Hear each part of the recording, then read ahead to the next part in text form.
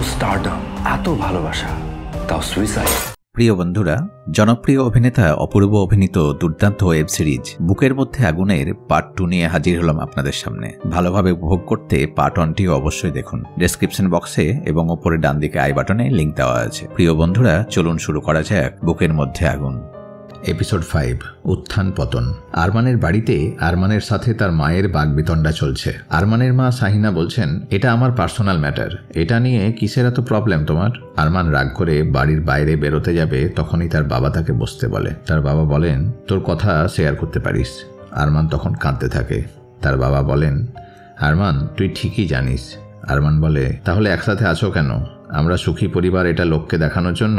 তার বাবা বলে, আমরা আলাদা হতেই পারি, কিন্তু আমরা দুজনেই তোকে খুব ভালোবাসি। আমরা চাই না তোর ওপরে কোনো প্রভাব পড়ুক। আরমান বলে, আমাকে নিয়ে যদি এত প্রবলেম, তো আমাকে দুজনেই 2 ভাগ করে নাও। তুমি 1 ভাগ রাখবা আর 1 ভাগ মাকে দিবা, তাহলেই শান্তিতে থাকবা। আরমান রাগ করে বেরিয়ে যায়। পরের সিনে মামুন তার টিমের সাথে তার বোনের বাড়ির সামনের একটি সিসিটিভি ফুটেজ চেক করছে। একটি জায়গায় মামুন জুম করতে বলে। একটি লোকের মুখ দেখা যায়। মামুনের মনে পড়ে একে সেই পলিটিশিয়ান শওকতের সাথে দেখা গেছে। মামুন তখন শওকতের কাছে গিয়ে ছবিটা দেখিয়ে জিজ্ঞাসা করে, একে কি বাড়িতে ইনভাইট করার জন্য পাঠিয়েছিলেন? শওকত বলে, আরে এমন কত লোকই তো আমাদের সাথে ঘোরে, সবাইকে তো আর মনে রাখা সম্ভব নয়। মামুন বলে, আপনারাই তো প্রতিশ্রুতি দেন, বলেন মানুষের কথা মনে রাখবেন, মানুষের জন্য কাজ করবেন, তো লোক পাঠিয়ে মারলেন কেন একটা নিরীহ অবলা কুকুরকে? শওকত বলে, আমরা মানুষের জন্য কাজ করি, প্রকৃত মানুষ, আর আপনি একটা কুকুরের জন্য যেভাবে শোকে কাতর হচ্ছেন, বাহ, দেশটা তো দেখছি একেবারে কুকুরের জিম্মায় চলে যাচ্ছে। মামুন রেগে বলে, এই কুকুরটার আপনার থেকে বেঁচে থাকার অধিকার বেশি ছিল। ঠিক এই কুকুরটার মতো আরমানও আপনার পথের কাঁটা হয়ে গেছিল, তাই না? শওকত বলে, বুঝতে পেরেছি, কুকুরটা মারা যাওয়াতে আপনার মাথা একেবারে বিগড়ে গেছে। তখন মামুনের ফোনে তার বসের কল ঢোকে, কিন্তু মামুন কলটা রিসিভ করে না। মামুন শওকতকে বলে, লোকটাকে কোথায় পাঠালেন, আন্ডারগ্রাউন্ড নাকি ওভার দ্য ক্লাউড? তখন সেখানে মামুনের বস চলে আসে আর বলে, মামুন বলে, স্যার, সরি স্যার, ফোনটা সাইলেন্ট ছিল, বলে মামুন সেখান থেকে চলে যায়। শওকত ওই অফিসারের দিকে তাকিয়ে হাসতে থাকে। বোঝাই যাচ্ছে এই পলিটিশিয়ান শওকতের হাত অনেক লম্বা। পরের সিন, রাজীবের বাড়ি। তার মেয়ে নয়না চা নিয়ে ঢোকে আর বলে, বাবা কি এত কাজ করছো? রাজীব বলে, একটা ছবি খুঁজে পেলাম। ছবিতে দেখা যায় আরমান একটা ছোট্ট বাচ্চাকে কোলে নিয়ে আছে। নয়না খুশি হয়ে বলে, আরমান রহমানের কোলে এটা আমি? রাজীব বলে, এটা একটা পিকনিকের ছবি। আরমান এরকমই ছিল, কি ভালো সময় কি খারাপ সময়, সব সময় আরমান বন্ধুদের পাশেই থাকতো, কিন্তু আমরাই আরমানের পাশে থাকতে পারিনি। নয়না বলে, বাবা এসবের কি বিচার হবে? রাজীব বলে, ইনভেস্টিগেটিং অফিসার মামুন খুব অ্যাক্টিভ আর অনেস্ট, আশা করি বিচার হবে। নয়না বলে, আচ্ছা বাবা, তুমি কোনো ক্লু দিয়ে ওনাকে কি হেল্প করতে পারো? রাজীব বলে, হ্যাঁ, ভালো কথা বলেছিস। তখন রাজীব একটা ফাইল বের করে, বলে, এটা আমার রিসার্চ পেপার। নয়না একটা ছবি দেখিয়ে বলে, এই সুমিটা কে বাবা? রাজীব বলে, সেই সময়ের এক উঠতি মডেল, কিন্তু তারপর যা হয় আর কি। এই ঘটনার পর আমি আর কোনোদিন পান্নার সাথে কথা বলিনি। এটা আসলে ছিল সুমির একটা রেপ কেসের ঘটনা। নয়না বলে, ফাইলটা আমি মামুন স্যারকে দিয়ে দেব। পরের সিনে দেখা যায় নয়নার বন্ধু শান্ত বলছে, তুই এত বোকা কেন বলতো? এই ডকুমেন্টসগুলো তুই সব ওই পুলিশ অফিসারকে দিয়ে দিবি? নয়না বলে, এটা পেলে হয়তো অনেক ক্লু সামনে আসবে, বিশেষ করে সুমির রেপ কেসটা। এখানে বোঝা যায় সুমির রেপ কেসে বান্নাও জড়িত ছিল, তাই তারপর থেকে রাজীব বান্নার সঙ্গে সব সম্পর্ক ছিন্ন করে দেয়। শান্ত বলে, পুলিশ সব জেনেও অনেক কিছু গোপন করছে, অনেক কিছু ইগনোর করছে। আমি বলি কি, এই সুমির ইস্যুটা নিয়ে আমরা একটি ভিডিও বানাই, আর সঙ্গে শাহিনা ম্যাডাম। ভিডিও বানালেই ভাইরাল। আরমান এখন হট টপিক, আর এতে কনভিন্স হয়ে যায় নয়নাও। বলে, চল তাহলে। পরের সিনে দেখা যায় শাহিনা মিডিয়াতে বাইট দিচ্ছে, সিআইবির কাছে প্রশ্ন রাখছি, আরমানের মৃত্যুর পর ধর্ষিতা সুমি এখন কোথায়? আর এই ভিডিওটা মামুন দেখছে আরমানেরই বাড়িতে তার বাবার সাথে। মামুন আরমানের বাবাকে বলে, একজন বাবা হিসেবে আরমানের মৃত্যুর জন্য আপনার কি কাউকে দায়ী মনে হয়? সেদিনের ঘটনাটা কি একটু বলবেন? আরমানের বাবা বলতে থাকে, সেদিন আরমান বিকেলে ফিরে ওর মায়ের ঘরে ঢুকলো। দুজনের একটু বাকবিতণ্ডা হয়। এরপর আমি আরমানকে বসাই, দুজনে চা খায়। তারপর আরমান বেরিয়ে যায়। রাত 10টা-11টার দিকে আরমান বাসায় ফেরে। ঘরে ঢুকে সাবিনার সাথে তার ঝগড়া শুরু হয়ে যায়। সাবিনা বলছিল, শবনমের সাথে তোমার সম্পর্ক কি? আরমান বলে, কি আবার সম্পর্ক, ও আমার কো অ্যাক্টর। সাবিনা বলে, সবাই তো বলে ওর সাথে তোমার অ্যাফেয়ার চলছে। একটু পরেই স্টাডি রুমে দরজা আটকানোর আওয়াজ পাওয়া যায়। এটা নতুন কিছু ছিল না, আরমান প্রায়ই ওখানে একা একা সময় কাটাতো। তখন প্রায় রাত 12টা বাজে। জানালা দিয়ে দেখলাম আরমানের ম্যানেজার সিফাত এসেছে। ওরা প্রায়ই গভীর রাত পর্যন্ত কাজ করত। আমি গিয়ে শুয়ে পড়লাম। আর তারপর সকালে সাবিনা স্টাডি রুমের দরজায় নক করে আরমানকে ডাকছে। তার চিৎকারে আমার ঘুম ভেঙে যায়। দরজা না খোলায় দরজা ভেঙে দেখি আরমান মৃত। মামুন বলে, সিফাত কেন এসেছিল এত রাতে, মনে আছে? আরমানের বাবা বলেন, এত কথা কি মনে থাকে? থাকে না। পরদিন থেকে সিফাতকে আর খুঁজে পাওয়া যায়নি। পরের সিনে দেখা যায় বান্না প্রেস কনফারেন্স করে তার সিনেমার প্রোমো করছে। সেখানে সাংবাদিকরা প্রশ্ন রাখে, আরমানের মৃত্যু মামলায় আপনার নাম আর খালেদ ভাইয়ের সাথে আপনার সম্পর্কের কথা সামনে এসেছে, কিছু বলবেন? বান্না বলে, বাংলা সিনেমার সুদিন আসছে, মানুষ এখন আবার হলে যাচ্ছে, এটা কিছু মানুষ চায় না, তারাই এসব রটাচ্ছে। বান্না সেখান থেকে বেরিয়ে গাড়িতে ওঠে। সাবিনা তার জন্য গাড়িতে আগে থেকে ওয়েট করছিল। সাবিনা আরমানের মায়ের ভিডিওটা দেখায় আর বলে, বুঝতে পারছো কি হতে চলেছে? বান্না বলে, সাবিনা, খালেদ ভাইকে বোঝাও, এখনই কন্ট্রোল না করলে ঘটনা একবার কন্ট্রোলের বাইরে চলে গেলে আমরা কিন্তু সবাই ফাঁসব। সাবিনা বলে, কিন্তু এই মহিলাকে কে আটকাবে? এই মহিলা মানে আরমানের মা। বান্না বলে, একটা রাস্তা আছে।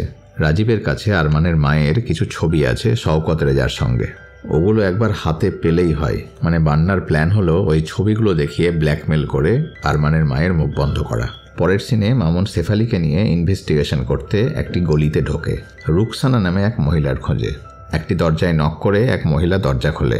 মামুন বলে, আপনার নাম যে সুমি সেটা আমি বুঝতে পেরেছি, আপনি লুকাতে পারবেন না। এটা সেই সুমি যার রেপ কেসে বান্নার নাম জড়িয়েছিল। মেয়েটি বলে, দেখেন, সেই ঘটনার পর আমার জীবন তছনছ হয়ে গেছে। আমি বাধ্য হয়ে আমার পরিচয় পাল্টে ফেলেছি। আমি কোনোভাবেই চাই না এই অশান্তি আর আমার জীবনে আসুক। সে দরজা বন্ধ করে দেয়। মামুন আর শেফালি ফিরে আসে। পরের সিনে রাজীবের মেয়ে নয়না বাড়ি ঢুকতে গিয়ে দেখে মুখ ঢেকে হাতে লাঠি নিয়ে কয়েকজন তাদের বাড়ি থেকে বেরিয়ে যাচ্ছে।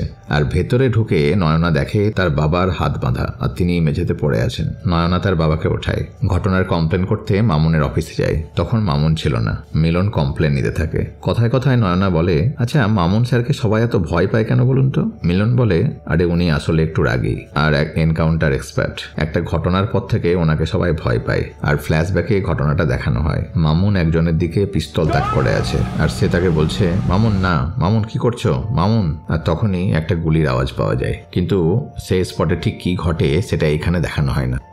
এই ঘটনাটায়, অর্থাৎ তার দুলাভাইয়ের মৃত্যুতে মামুনের কি ভূমিকা ছিল সেটা এখানে পরিষ্কার হয় না। এটা কাহিনীতে একটু পরে আরও ভালোভাবে জানা যাবে। তবে এই ঘটনাটা মামুনকে এখনও দুঃস্বপ্নের মতো তাড়া করে। মামুন ঘুম থেকে ধরফর করে উঠে বসে। এপিসোড 6, প্রণয়ের পালাবদল। আরমানকে দেখা যায় অভিনেত্রী শবনমের সাথে শুয়ে আছে। তাদের অ্যাফেয়ার একেবারে ক্লাইম্যাক্সে পৌঁছে গেছে। আরমানকে উদাস দেখে শবনম কারণ জানতে চায়। আরমান বলে, বাসায় ঢুকলেই তো অশান্তি, হয় সাবিনা না হয় মা, বা দুজনেই, কেউ না কেউ সিন ক্রিয়েট করবেই। শবনম বলে, কিছুদিন এসব থেকে দূরে থাকো, তোমাকে সাবিনা আর আমার মধ্যে একজনকে বেছে নিতে হবে। আরমান বলে, সাবিনার সাথে ডিভোর্স হলে তুমি কি আমাকে বিয়ে করবা? আমাকে একটু ভাবতে সময় দাও, বলে সাবিনা তখন প্রসঙ্গটা এড়িয়ে যায়। পরের সিনে একটি শুটিং স্পটে একজন পরিচালকের কাছে মামুন গেছে কিছু ইনফরমেশন পেতে।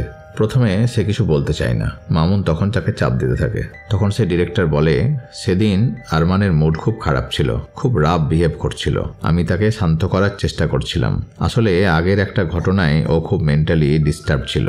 আর ফ্ল্যাশব্যাকে দেখানো হয় নায়িকা শবনম বান্নার কাছে ফিল্মের জন্য সাইন করছে। বান্না বলে, তোমার হাতে আগামী 2 বছরে তো 2খানা সিনেমা। শবনম বলে, তুমি আগামী 2 বছরে 6খানা ছবির প্রডিউসার আর আমার হাতে মাত্র 2খানা ছবি। বান্না বলে, একটু র্যাশনালি ভাবো শবনম, আমার সব ছবিতে তুমি হিরোইন হলে লোকে আমাদের নিয়ে গসিপ করবে। এখানে বোঝা যায় শবনম ডাবল গেম খেলছে। একদিকে হিরো আরমানের সাথে শোয়া, অন্যদিকে প্রডিউসার বান্নার সাথে ফ্লার্টিং। বান্না শবনমকে ফিল্মের অ্যাডভান্সের পেমেন্টের টাকা দেয়। আর তখন তাদের সামনে চলে আসে সাবিনা। সাবিনা বান্নাকে বলে, আচ্ছা, আমাকে একটা কথা বলো তো, কত টাকা লাগে এক রাত শুতে?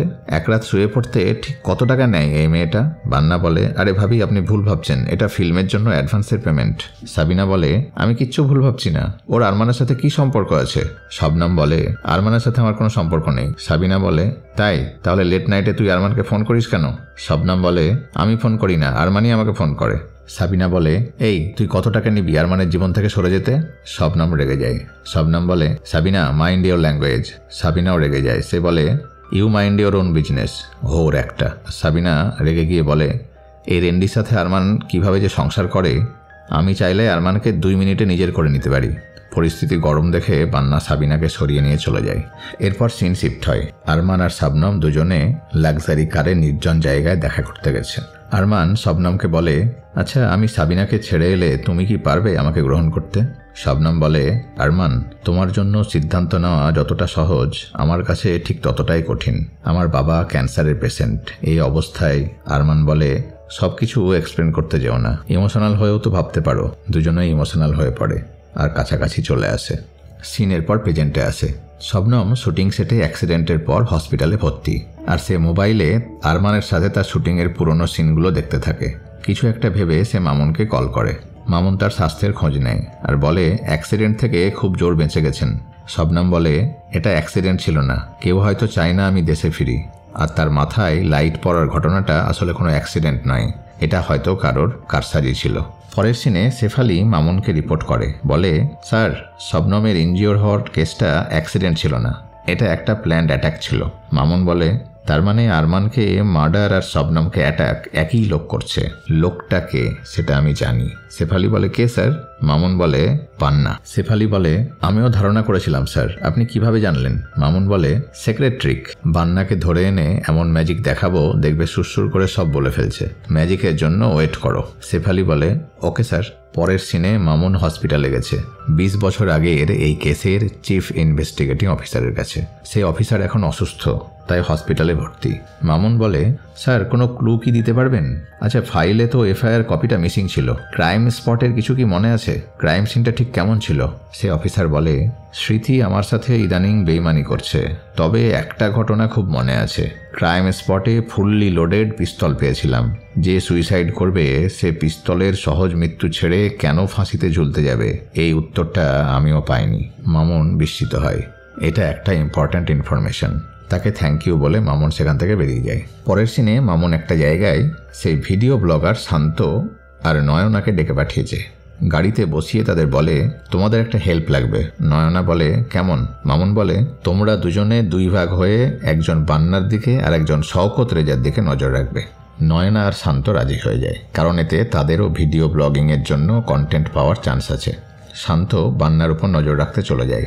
গাড়িতে নয়না মামুনকে বলে, আচ্ছা আপনি এত লোক থাকতে আমাদের কেন ট্রাস্ট করলেন?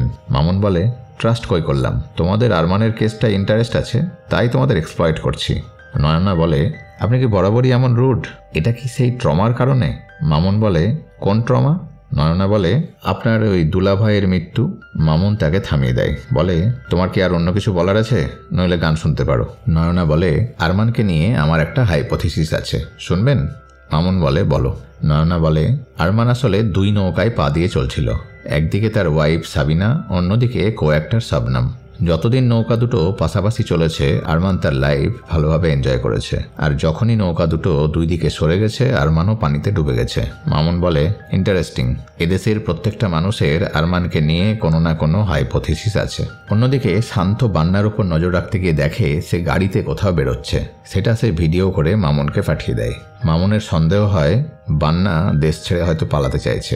একই সঙ্গে ভাবতে থাকে, বান্নাকে যে সে অ্যারেস্ট করবে এই খবরটা তাহলে লিক হলো কিভাবে? এটা তো সে শেফালি ছাড়া আর কাউকে বলেনি। তার মানে শেফালি কি ইনফরমেশন লিক করছে? এপিসোড 7, পতনের প্রস্তুতি। ফ্ল্যাশব্যাকে দেখানো হচ্ছে আরমান একটা ফুলের বোকে নিয়ে বাড়ি ঢোকে। সাবিনা বলে, কি ব্যাপার আজ ফুল নিয়ে? আরমান বলে, কেন ফুল আনতে পারি না? সাবিনা বলে, না তুমি তো অনেক দিন আর বাসায় আসো না তাই। আরমান বলে, আসি না মানে আমাদের কি অন্য কোনো বাসায় আছে নাকি? সাবিনা বলে, সেটা তো তুমিই ভালো বলতে পারবা। তখন আরমানের ফোনে সাবিনার কল আসে। সাবিনার বিরক্তি দেখে আরমান কলটা কেটে দেয়। সাবিনা বলে, কোনটা বাসা আর কোনটা বাসার বাইরে সেটা বুঝতে শেখো। সাবিনা রাগ করে শুয়ে পড়ে। সাবিনা শুয়ে পড়ার পর আরমান স্টাডি রুমে চলে যায়। শবনমকে কল করে, কিন্তু শবনম ফোন রিসিভ না করে কেটে দেয়। আরমান তখন তার বাড়ির ল্যান্ডলাইনে ফোন করে। ফোনটি ধরে কাজের মেয়ে রত্না। রত্না বলে, ম্যাডাম তো বাসায় নাই। আরমান বলে, কোথায় গেছে? রত্না বলে, সে বান্না স্যারের সঙ্গে কোথাও বেরিয়ে গেছে। সিন প্রেজেন্টে চলে আসে। দেখা যায় মামুন শেফালিকে বলছে, তুমি ইনফরমেশন লিক করছো কেন? বান্না কিভাবে টের পেল? শেফালি বলে, স্যার আমি কাউকে কিছু বলিনি। মামুন খুব রেগে যায় আর বলে, তোমাকে ক্লোজ করা হলো, তুমি এরপরে এনকোয়ারি ফেস করবা। মামুনের অফিসে সেই মহিলা সুমি যার রেপ কেসে বান্নার নাম জড়িয়েছিল সে এসে ঢোকে, বলে, আমি কিছু বলতে চাই। মামুন তাকে বসিয়ে বলে, আপনার কথা রেকর্ড করলে কি আপত্তি আছে? সে না বলে। তখন মামুন তার কথা রেকর্ড করতে থাকে। সুমি নিজের 20 বছর আগে তার সঙ্গে ঘটে যাওয়া ঘটনার কথা বলতে থাকে। সে একজন মডেল ছিল। প্রডিউসার বান্নার সাথে তার যোগাযোগ হয়। বান্না তাকে একটি পার্টিতে নিয়ে যায়। বলেছিল সেখানে আরমান থাকবে। আরমান সেই পার্টিতে সাবিনাকে নিয়ে ঢোকে। আরমান খুব পপুলার ছিল, তাই আরমান ঢুকতেই সবাই তাকে ঘিরে ধরে। সুমিও ছোটে সেখানে। সবার সাথে কথা বলতে বলতে আরমান এগিয়ে যায়, আর সাবিনা পেছনে পড়ে থাকে একা। একটা ড্রিঙ্কের গ্লাস হাতে তুলে নেয় সে। আরমানের কাছে সুমি এসে হাত বাড়িয়ে বলে, অটোগ্রাফ প্লিজ। ওদিকে খালেদ আরমানের ওয়াইফ সাবিনার কাছে গিয়ে বসে। বলে, তুমি আমার নেক্সট ফিল্মের হিরোইন হবা, তুমি করবে কোহিনূরের রোল। সাবিনা তখন টোকটা গিলে নেয়। তারও ফেমাস হওয়ার আকাঙ্ক্ষা তীব্র হয়। আরমান লক্ষ্য করে খালেদ ফ্লার্ট করতে করতে তার বউয়ের গায়ে হাত দিচ্ছে, আর সাবিনাও হেসে হেসে তাকে প্রশ্রয় দিচ্ছে। আরমান প্রচণ্ড রেগে গিয়ে সেখানে গিয়ে খালেদকে একটা থাপ্পড় কষায়, আর সাবিনাকে টানতে টানতে সেখান থেকে নিয়ে বেরিয়ে যায়। খালেদ এতে খুব রেগে গিয়ে পিস্তল বের করতে যায়। বান্না ছুটে এসে খালেদকে থামায় আর বলে, শান্ত হও খালেদ ভাই, খালেদ ভাই শান্ত হও, মাথা ঠান্ডা করো, ওর ব্যবস্থা পরে করা হবে। কিছুক্ষণ পর দেখা যায় সেই মডেল সুমি বিছানায় প্রায় অচেতন অবস্থায় পড়ে আছে। তার সারা গায়ে আঘাতের চিহ্ন। ঘুম ভেঙে এসে বুঝতে পারে তার উপরে পাশবিকভাবে অত্যাচার করা হয়েছে। সে খুঁড়িয়ে খুঁড়িয়ে হাঁটতে হাঁটতে বেরোয়, আর তার দিকে তাকিয়ে খালেদ আর বান্না হাসতে থাকে। সুমি বোঝে এই দুজনই তার সর্বনাশ করেছে। মামুন বলে, আপনি এফআইআরে তবে আরমানের নাম কেন জড়ালেন? সুমি বলে, প্রথমে কেউ আমার কেসটা নিতে চায়নি, সবাই খালেদকে ভয় করত। পরে একজন রিপোর্টার আমাকে হেল্প করে, বলে যে আরমানের নাম জড়ালে এই নিউজটা তাড়াতাড়ি ছড়াবে, আর তখন হয়তো তদন্ত হতেও পারে, তাই আরমানের নামটা জড়ানো হয়েছিল। ওদিকে বান্না পালানোর জন্য খালেদকে কল করে। সে খালেদকে বলছে একটা প্রাইভেট জেটের ব্যবস্থা করতে, কারণ সে কোনো ফ্লাইটের টিকিট পাচ্ছে না। খালেদ বলে, এখন প্রাইভেট জেট কিভাবে অ্যারেঞ্জ করব? কয়েকটা দিন থামো, তোমাকে আর সাবিনাকে বের করে নিয়ে আসার ব্যবস্থা করব। এমন সময় বান্নার বাড়িতে পৌঁছে যায় মামুন। তাকে তুলে নিয়ে অফিসে চলে আসে আর বলে, আজ খেলার একটাই নিয়ম, আমি প্রশ্ন করব, আপনি উত্তর দেবেন। যদি চোখের পলক পড়ে থাপ্পড় খাবেন। প্রথমে 1, তারপর 2, তারপর 4, এভাবে দ্বিগুণ হারে বাড়তে থাকবে। মামুন প্রশ্ন করে, শবনমকে মারতে চেয়েছিলেন কেন? আর শেফালি আপনাকে ফোন করে ইনফরমেশন দিল কেন? টাকার লোভে নাকি থ্রেট? বান্না চুপ করে থাকে। মামুন তখন সুমির রেকর্ডটা বের করে শোনায়, যেখানে সুমি বলছে, অচেতন অবস্থায় বান্না আর খালেদ সিকদার আমার উপর পাশবিক অত্যাচার করেছে। এটা শুনে বান্না ভয় পেয়ে যায়। বলে, স্যার, আমি যা করেছি আরমানকে বাঁচানোর জন্য করেছি, আমি কিছু জানি না। মামুন তাকে কয়েকটা থাপ্পড় কষায়। মারের ভয়ে বান্না বলে, স্যার, ওই রাতে আমি শবনমের সাথে ছিলাম, আমার কোনো উপায় ছিল না স্যার, আমার কেরিয়ার ধ্বংস হয়ে যেত। মামুন বলে, কি কারণ? খালেদ সিকদার? বান্না তখন বলে, না স্যার, শবনম। বান্না বলতে থাকে আর ফ্ল্যাশব্যাকে দেখানো হয় ওই রাতে বান্না শবনমের ঘরে নক করে। শবনম বলে, তুমি এই সময়? বান্না বলে, নায়ক তো সবসময় আসে, প্রডিউসার এলেই দোষ। বান্না তাকে বলে, যাও রেডি হও, তোমাকে নিয়ে এক জায়গায় যাব। শবনম বলে, না আমি কোথাও যাব না। বান্না তাকে জোর করতে থাকে। রাগ করে শবনম আরমানকে কল করে, কিন্তু আরমান তার ফোনটা রিসিভ করে না। বান্নার চাপে শবনম শেষ পর্যন্ত তার সাথে বেরিয়ে যায়। তাই সেদিন আরমান ল্যান্ডলাইনে কল করে কাজের মেয়ে রত্নার কাছে শুনেছিল যে শবনম বান্না স্যারের সঙ্গে বাইরে গেছে। বান্না শবনমের সাথে গাড়িতে বসে আছে। তখন শবনমের ফোনে আরমানের কল ঢোকে। বান্না এটা দেখে আরও রেগে যায় আর কলটা কেটে দেয়। শবনম বলে, আমরা এখন এখানে কেন? বান্না তার সাথে ঘনিষ্ঠ হতে চায়, কিন্তু শবনম সরে যায়, বলে, আমার এখন মুড নেই, আমি প্রেগন্যান্ট, আমার পেটে আরমানের সন্তান। শুনে বান্না প্রচণ্ড রেগে যায়। সে গাড়ির বাইরে বেরিয়ে আসে। শবনম গাড়িতেই বসে থাকে। বাইরে বেরিয়ে বান্না সিগারেট ধরায়, আর তখন তার ফোনে খালেদের কল ঢোকে। বান্না বলে, হ্যালো ভাই। খালেদ বলে, বান্না, মশার স্প্রেটা আজকেই করে ফেলতে চাইছি। বান্না বলে, কি বলেন ভাই, আজ রাতেই? খালেদ বলে, হ্যাঁ, আরমান বাসায় আছে। বান্না বলে, হ্যাঁ ভাই, শুভ কাজের মতো অশুভ কাজেও দেরি করতে নাই। খালেদ বলে, আমি ক্লিনার পাঠাচ্ছি, তুমি শুধু গেট পাসটা রেডি করে দিও। বান্না ঠিক আছে ভাই বলে ফোনটা রেখে দেয়। সিন প্রেজেন্টে আসে। মামুন তাকে জিজ্ঞেস করে, ওই রাতে সিফাতের সঙ্গে আর কে ঢুকেছিল আরমানের বাড়িতে? বান্না বলে, আমাকে স্যার 100 থাপ্পড় দেন, কিন্তু আমি এটা জানি না। সিন এখানে শিফট হয়, আর মামুন বাড়ি ঢুকে দেখে তার বাড়িতে শওকত রেজা বসে আছে, আর মামুনের বোন তাকে চা দিচ্ছে। দেখে মামুন ভীষণ রেগে যায়। তার ভাগ্নি পিউকে বলে, তোর মাকে নিয়ে ভেতরে যা। শওকতকে বলে, কিছু বলার থাকলে অ্যাপয়েন্টমেন্ট নিয়ে অফিসে আসবেন। শওকত বলে, আপনাদের কুকুর টার্বোকে মারার কোনো ইচ্ছা ছিল না, এটা একটা অ্যাক্সিডেন্ট ছিল। আমি চেয়েছিলাম আপনাকে ইল্লিগাল ড্রাগ কেসে ফাঁসিয়ে আরমানের কেসটা থেকে দূরে সরাতে। কিন্তু আপনি এত তাড়াতাড়ি ডি বক্সে ঢুকে গেলেন যে হয় গোল খেতে হয় না হলে ফাউল। মামুন বলে, আপনি যেটা খেলা ভাবছেন সেটা প্র্যাকটিস সেশন, আসল খেলাটা এখনও বাকি আছে। খেলা শুরু হলে আপনি আর মাঠে থাকতে পারবেন না, ইনজিওর হয়ে ডাগ আউটে বসে থাকবেন। শওকত বলে, ছাড়ুন ওসব, আমি আপনাকে এমন একটা বিষয় বলবো যেটা 20 বছর ধরে গোপন ছিল। মামুন বলে, এটা এখন বলার কারণ? শওকত বলে, এটা একটা পাস দিচ্ছি যেটা পরে আমার কাছে আবার ফিরে আসবে। ফ্ল্যাশব্যাকে দেখানো হয় শওকতের কাছে খবর আসে আরমানের মা শাহিনা তাদের দিক থেকে সরে গেছে, আর আরমান এখন অপোজিশন পার্টির মিটিংয়ে চিফ গেস্ট হয়ে বিভিন্ন জায়গায় প্রচারে যাচ্ছে। শওকত শাহিনাকে ফোন করে, তাদের মধ্যে কিছু কথা হয়, কথাগুলো শোনানো হয় না। তবে শাহিনার কথা শুনতে থাকে তাদের বাড়ির কাজের মেয়ে আমিনা, আর শুনতে শুনতে সে খুব অবাক হয়ে যায়। এখানে বোঝা যায় শাহিনার কোনো গোপন কথা আমিনা জানত, যেটার জন্য আমিনাকে ফ্ল্যাট আর টাকা দিয়ে তার মুখটা হয়তো বন্ধ করতে চেয়েছিল শাহিনা। পলিটিক্যাল ব্যাপারটা সলভ করার জন্য শওকত চলে আসে খালেদ সিকদারের কাছে। খালেদ সিকদার তার প্ল্যান শোনায়।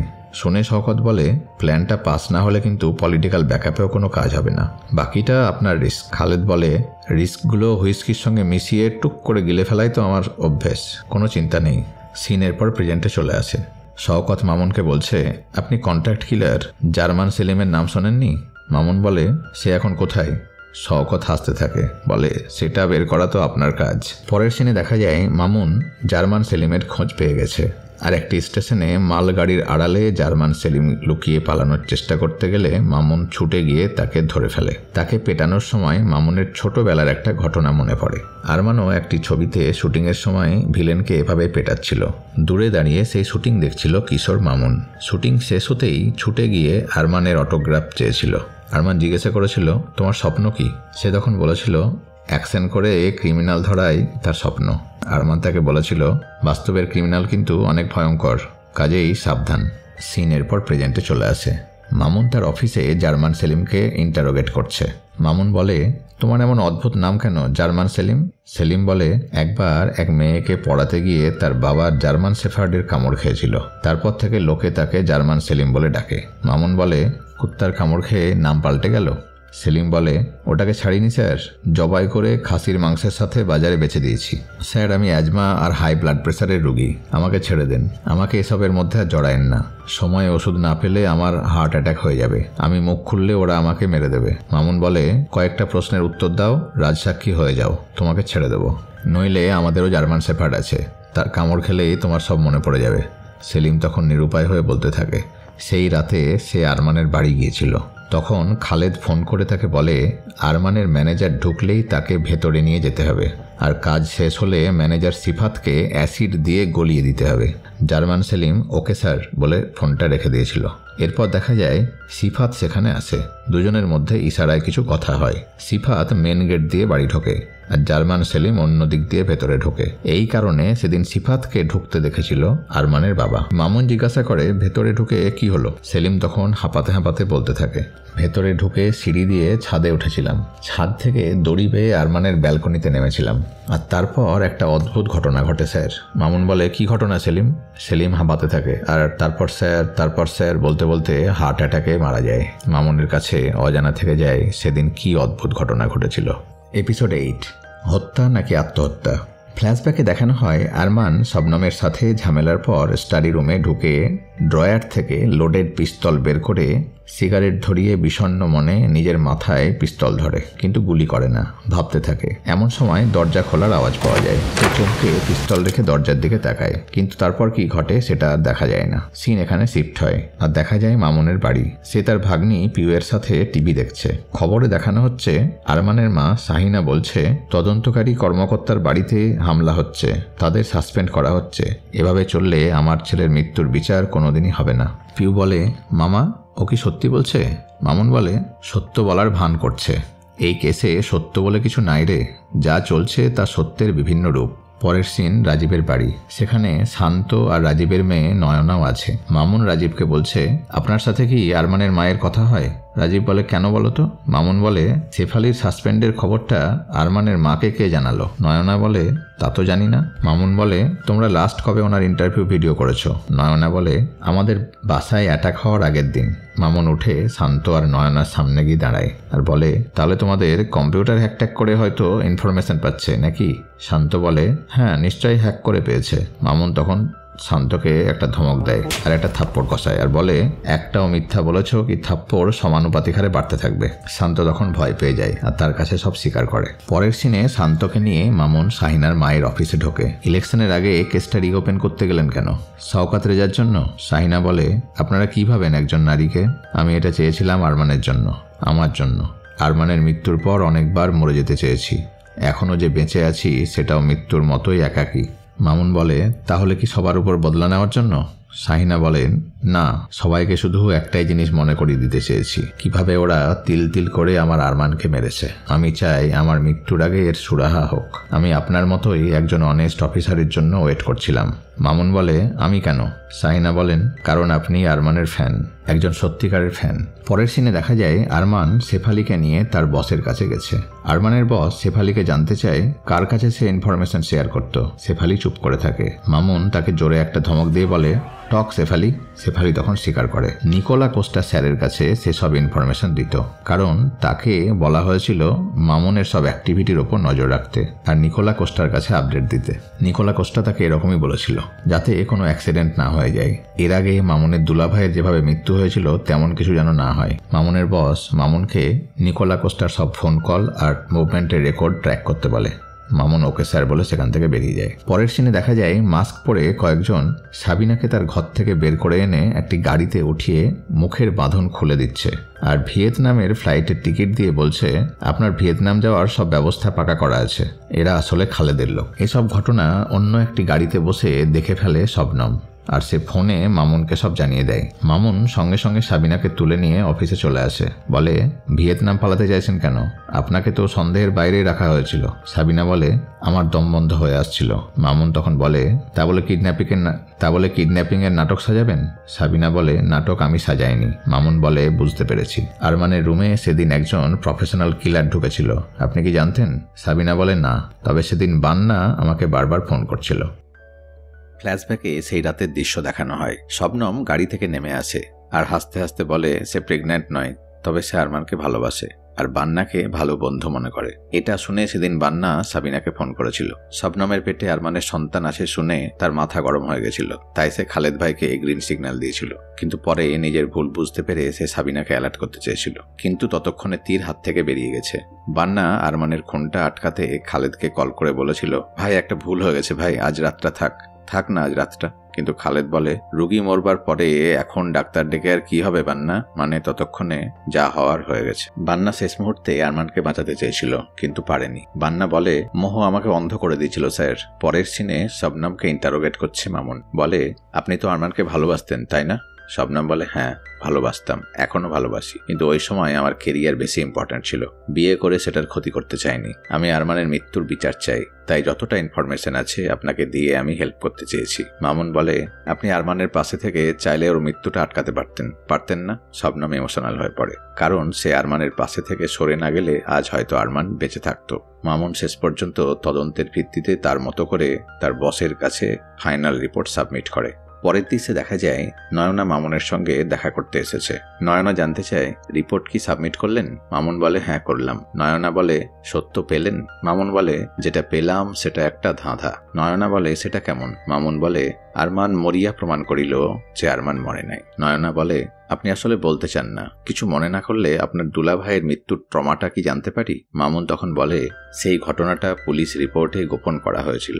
সেদিন একটি বিজনেসম্যানের মেয়েকে কিডন্যাপ করেছিল শহরের সন্ত্রাসীরা। সেই বাচ্চা মেয়েটিকে উদ্ধার করতে সে তার দুলাভাইয়ের সাথে মিশনে ছিল।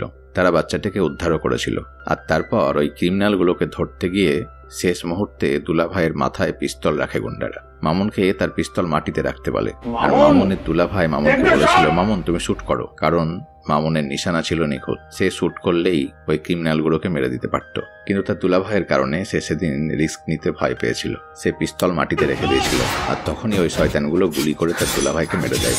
সঙ্গে সঙ্গে পিস্তল উঠিয়ে আরমান ক্রিমিনাল দুটোকে মেরে দেয়। সে যদি সেদিন পিস্তল না রাখতো হয়তো তার দুলাভাই বেঁচে যেত।